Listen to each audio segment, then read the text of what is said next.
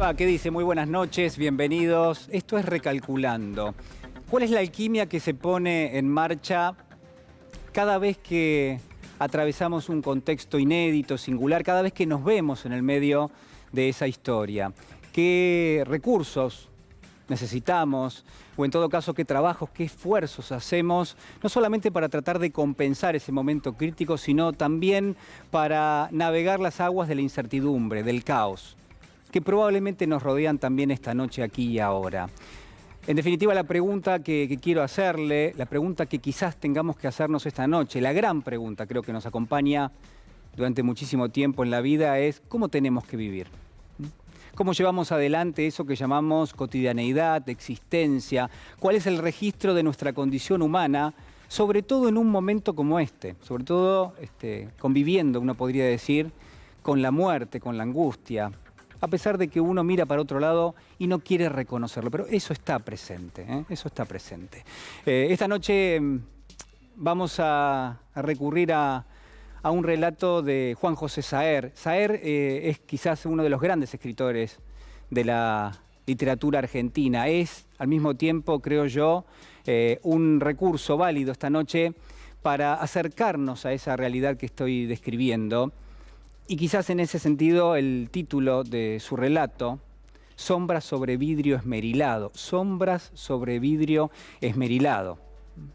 Un relato icónico de Juan José Saer, que nos permite la posibilidad de abordar esa temática, que nos da alguna herramienta, quizás, se lo pregunto en esta noche, si no nos da alguna herramienta para leer lo que nos pasa, para tratar de ceñir, de encuadrar eso que tiene forma de caos, tiene forma, como yo le decía, de incertidumbre. Saer lo publica en el año 66. Él después se va a ir en el año 68, 1968, a Francia. Se va a quedar a vivir allí, va a fallecer allí. Pero en el año 66, es decir, 2 años antes de marchar para París, publica este relato que, si yo tuviese que definirlo en 2 o 3 palabras, mire, le diría que es una historia sumamente simple, sumamente sencilla. Es la historia de una mujer, pero sobre todo de lo que es un fragmento en la vida de esa mujer. Y lo que le pasa a esa mujer cuando ve detrás de un vidrio esmerilado, que forma parte de la puerta de un baño, cuando ve la sombra, solamente la sombra, la silueta del cuerpo de su cuñado.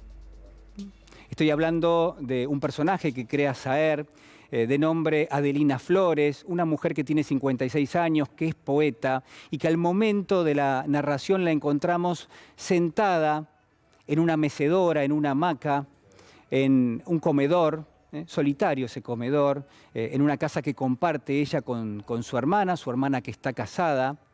Y lo que describe Saer es la mirada de esa mujer, Adelina Flores, que tuvo y que tiene cierta historia con la literatura porque nos dice que es poeta, que ha concebido algunos libros. La verdad que Saer no nos da muchos datos de esta mujer.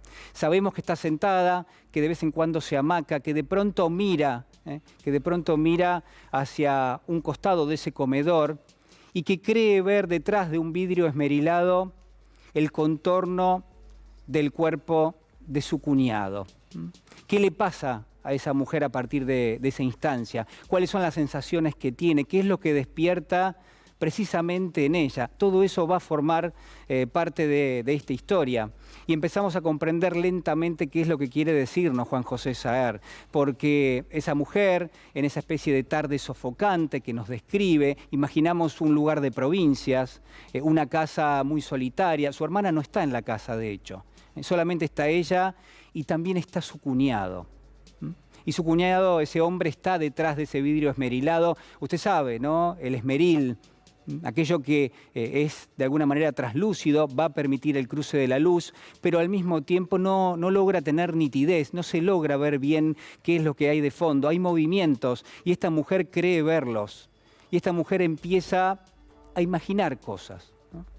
En ese contexto, entonces, el detalle fundamental yo le diría, es que en ese reconocimiento de las formas, de lo que son las distintas sensaciones que le despiertan, aparece casi como si fuese una especie de ovillo que se va deshaciendo las vivencias del presente, lo que le está pasando en ese momento, las percepciones, las sensaciones que tiene, pero al mismo tiempo una pregunta que le viene del pasado, ¿no?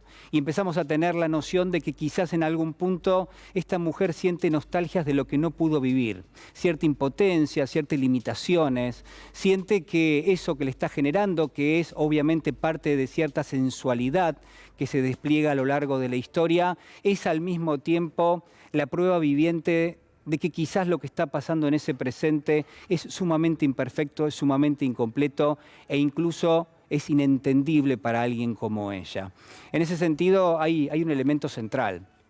Y la pregunta es si no nos pasa algo parecido a lo que Juan José Saer describe para Adelina Flores. Si no estamos limitados en términos físicos, fíjese cómo ese personaje va a quedar allí, sentado en una mecedora a lo largo de toda la historia, y es una especie de monólogo y nos llegan las palabras y nos llegan los sonidos, y esa música que tiene la literatura permanentemente nos llega una y otra vez, pero no es solamente la palabra, no es solamente una especie de poema que va escribiendo Adelina Flores, es un flujo de conciencia, es lo que le pasa por la mente, es como ese presente se completa de pronto con retazos de ese pasado que viene a moldear justamente ese presente.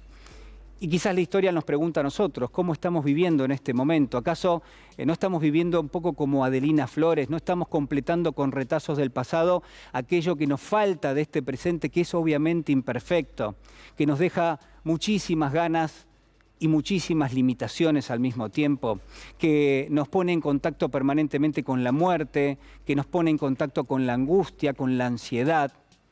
Y quizás en ese punto, de nuevo, la nostalgia de lo que no se vivió, que está tan presente en esta historia y que incluso uno podría pensar que en ese sentido nos cruza transversalmente a todos, incluso como sociedad. ¿Acaso como sociedad no sentimos que permanentemente nos está moldeando el pasado, que hay muchísimas deudas que nos alcanzan a este presente imperfecto, que no solamente tenemos que escuchar aquello, sino que además tenemos que hacernos un lugar para tratar de separar aquello que es angustia, aquello que es soledad, la misma que sufre, la misma que tiene Adelina Flores, y tratar de crear algo distinto de aquí en adelante? Bueno, en ese sentido, la historia creo que nos ayuda, que nos da un derrotero por donde quizás contestar una de todas esas preguntas que nos hacíamos al comienzo de nuestro programa. En esta Argentina que es tan desigual, que es menos inclusiva, donde hay mayores niveles de pobreza y de indigencia, que ese pasado que está, que ha llegado, que nos moldea, bueno, que ese pasado no nos condicione lo que es este presente,